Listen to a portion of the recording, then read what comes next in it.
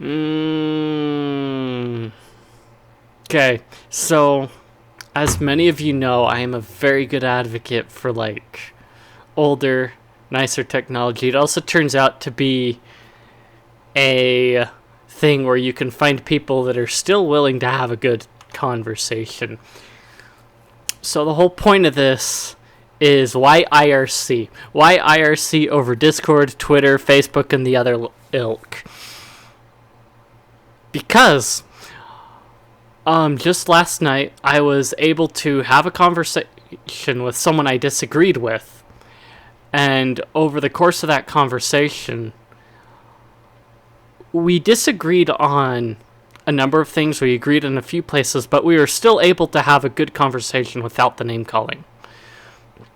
There were a number of situations otherwise in like Discord and other places where there has been name calling in disagreement, and that's kind of the difference I want to get at is like you'll find different areas, whether they be smaller, whether they are older, that you're able to find someone that you disagree with, but you don't have to resort to name calling. And I think part of that is due to the fact that in those certain niche areas, you can call them niche, I guess, is the fact that really what it comes down to is they're more mature.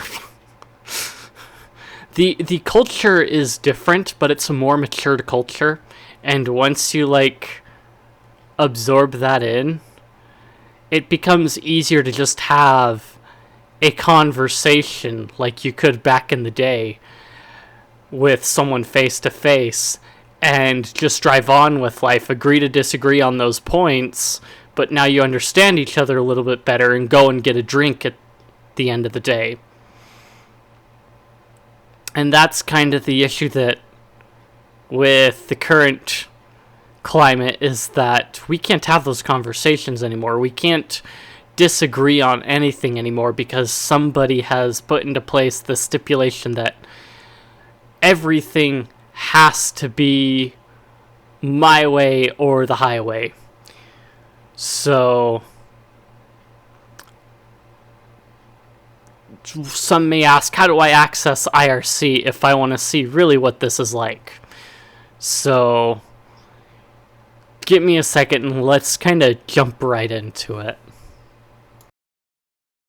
Okay, so one of the first things I would recommend for accessing IRC is to basically have an IRC client that you install. So this is HexChat, for example. It's kind of, so when you first install it, when it doesn't have everything set up, it basically gives you a window that in essence for the halfway walks you through the process of setting up a server to connect to, and then adding your channels in. You can join channels, so you've got the server, you can disconnect, reconnect, join the channel, the settings, and you can affect all these different things. You can change the colors in the text boxes or the chat appears and all. And for the most part, the other portions of the UI are going to follow your theming, whatever that be it on Windows or what all.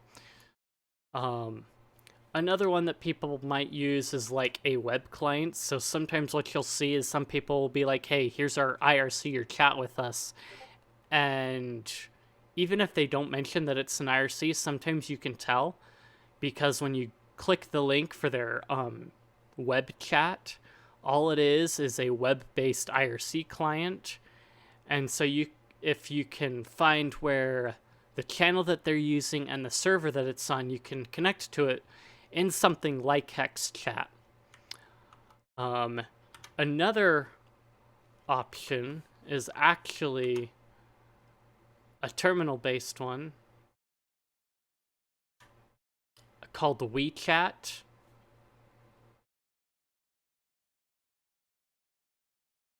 So what this is it's in the terminal, and you can sit there and just like any other, you can join into an IRC channel and do all that kind of stuff. And so you can sit here and traverse through all the channels here,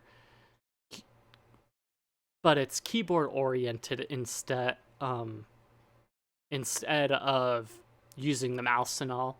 You're just going through it with the keyboard. You can kind of flip through the channels. The manual's pretty good at it. It does have a number of plugins as well for like Telegram and that kind of thing, and Discord. So if you want to access your Discord from WeChat, that's an option. But most things are bridged, so these are just two examples of that kind of software that you can pick up. There's like a whole list of software that you could look through. Like if we go to the Arch Wiki alone,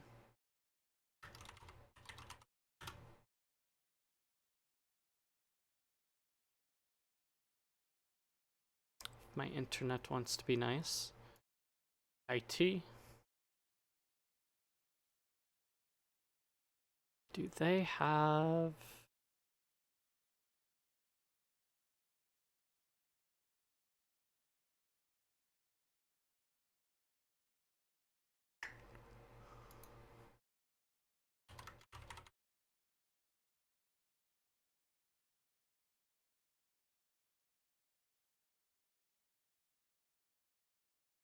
Okay. Yeah, yeah.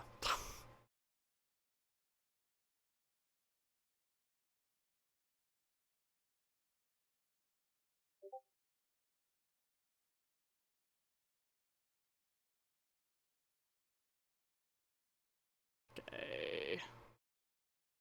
Applications. La la la la.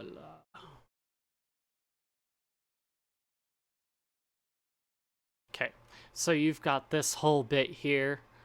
Like, just this list, a number of these are... So, these are all the console ones. Yeah. And so, you get the table chart and everything if you're curious. But the graphical ones, a good number of them do have a Windows counterpart. HexChat I know is on Windows. There are a couple others that might be as well.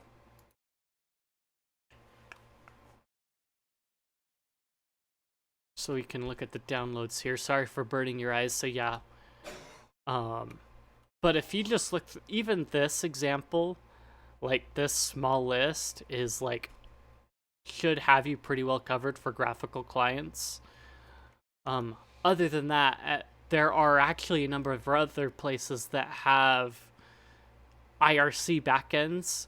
And I mean, I would prefer that more places had this because it would make it a lot easier to deal with, like certain chat management and all. So like you can see here that Twitch actually uses an IRC backend for Twitch chat. And so you can see that even with just a couple of these open, it's pretty decent. So if I go back to HexChat, I've actually got like a number of Twitch channels that are opened up. And so you can set it to ignore like these join things. So it'll just show when anyone enters the chat period. It doesn't show you like who the users are. So that can be kind of interesting, but that's one preference that, like, if something like Restream had an IRC backend, that would be preferred. But you can find the instructions to connect to the Twitch IRC stuff pretty easily. You basically sign in with your account, and then it gives you a special like IRC password, and you log in with that, and that's about it. So you won't use your actual Twitch password. You'll basically get a new password for IRC and connect that way. And then from there, you can actually take advantage of some of the extendability of IRC in creating your own bots, IRC bots and stuff. So anyway, IRC, there are actually a good number of servers. HexChat has the network list, so it shows you like a good bit of like everything. And IRC isn't just like restricted to Oh, chatting as well. You've got people that will literally share anime, ebooks, and everything else that you can download from IRC on various IRC channels and servers. So, like, you could go and browse an IRC channel and search for anime, and then if your IRC client supports it, you can download it because what'll happen is a bot will basically try and send you that, and then you can watch it that way. And there are a number of applications that kind of hook into that kind of a framework so that you can stream it straight from IRC rather than just watching it. So I think it's that one. Yeah, so like for example, this one. I think if I connect to that one,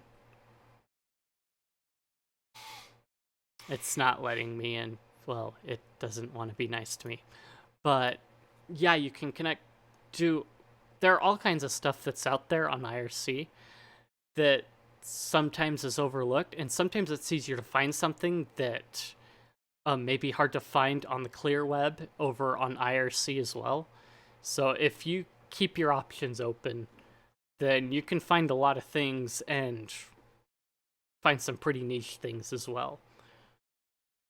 But that is everything on IRC that I have. If you have any other suggestions, leave them in the comments, join the Discord, and scream at me. And yeah, I will see you in the next one.